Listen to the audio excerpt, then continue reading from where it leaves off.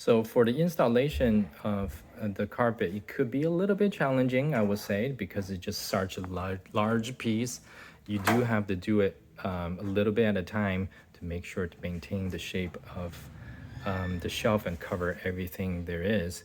You want to start just by peeling a little bit off on the back and start at the lip of the shell. Make sure you line up everything here on the top part, and then you have to make sure that you tug in all of the material nicely for this 90-degree angle here.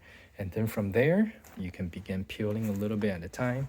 Just go through the whole thing nicely. You can actually use the screw of the bracket as the guidance of where the hole should be, and that would make sure that everything lines up. Okay, well, thank you guys again. I'm very proud that we're not going to increase the price. This is going to be a standard feature. But then again, not everybody wants this carpet, so it's going to come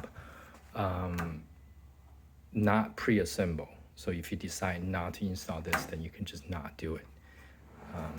Okay, guys, thank you. Visit us at whitetopaventures.com.